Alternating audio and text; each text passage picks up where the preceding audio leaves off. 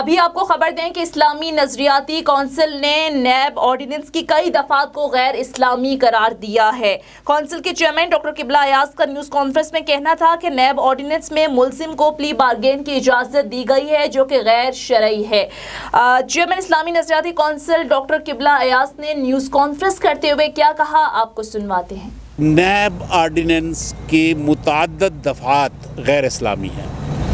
اور آئین پاکستان کی دفعہ 227(1) کے ساتھ متصادم ہیں،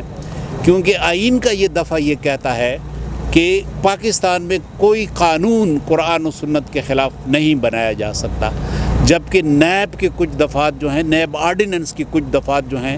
یہ واضح طور پر غیر شرعی اور غیر اسلامی ہیں اور اسلام کے ساتھ متصادم ہیں۔ یہ جو دفعات اسلام کے ساتھ متصادم ہیں اور آئین کے ساتھ متصادم ہیں، وہ ہے دفعہ 14D، دفعہ 15A اور دفعہ 26 کیونکہ ان کے مطابق بے گناہی ثابت کرنا ملزم کی ذمہ داری ہے۔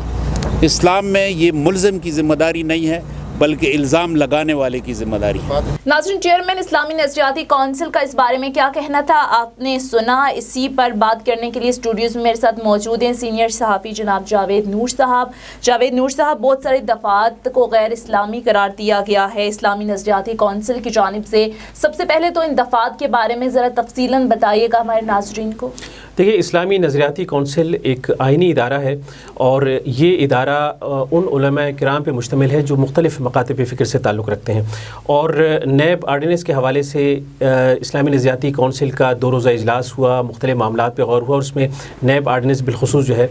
اس پہ غور کیا گیا، اور اسلامی نظریاتی کونسل نے نیب آرڈیننس کی متعدد دفعات کو غیر آئینی قرار دیا۔ انہوں نے کہا کہ یہ اسلامی اصول احتساب سے ہم آہنگ نہیں ہے۔ جن دفعات کا انہوں نے ذکر کیا، انہوں نے یہ بھی اسلامی نظریاتی کونسل کا یہ کہنا تھا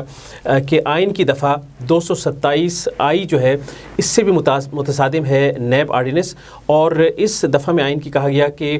پاکستان میں کوئی بھی قانون قرآن و سنت کے منافی نہیں بنایا جا سکتا، اور جن دفعات کو غیر قانونی قرار دیا گیا نیب کی، ان میں نیب آرڈیننس کی دفعہ ہے 14D، اس کے علاوہ 15A اور دفعہ 26، انہیں غیر شرعی جو ہے قرار دیا گیا۔ اور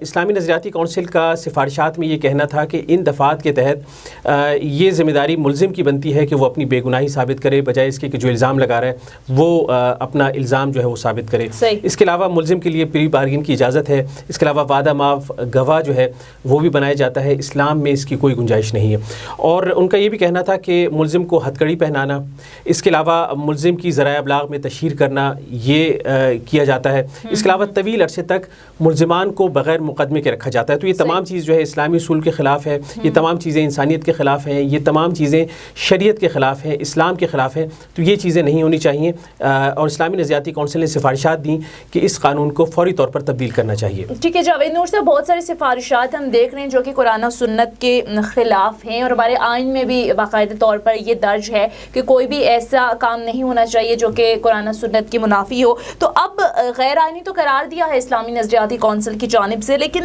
سوال یہ ہے کہ یہ ممکن کتنا ہوگا ان سفارشات پر عمل درآمد کرنا، قانون سازی کرنا، کیا یہ ہو سکے گی پھر؟ جی، یہ بات ہم نے ڈاکٹر قبلہ ایاز جو چیئرمین ہے اسلامی نظریاتی کونسل کے، ان سے بھی بات ہم نے پوچھی۔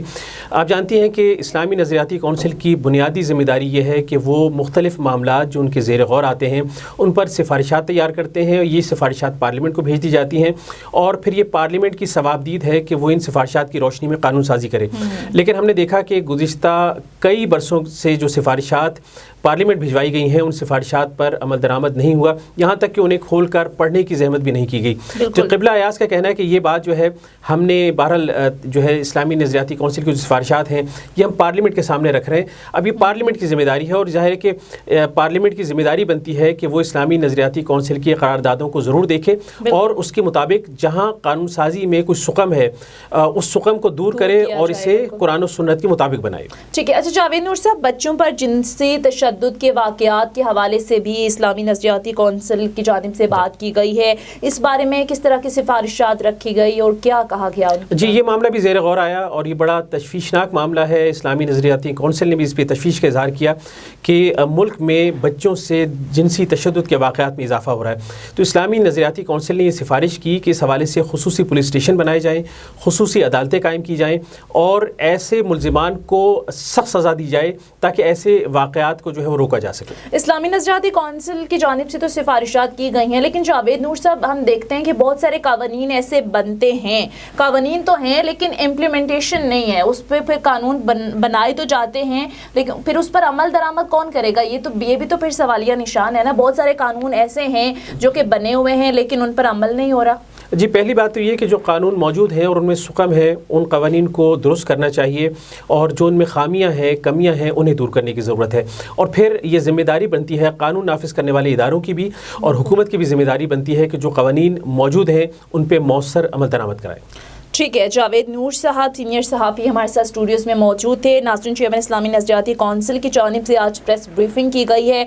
और बहुत सारी जो दफ़ात हैं उन्हें गैर इस्लामी करार दिया है और ये कहा गया है कि इनमें कानून साज़ी होनी चाहिए। अब देखना ये है कि ये मुमकिन कितना है हुकूमत के लिए कि इन जो सिफारिशात रखी गई हैं जिन पर एतराज़ उठाया गया है, क्या इस पर कानून साज़ी होगी या नहीं।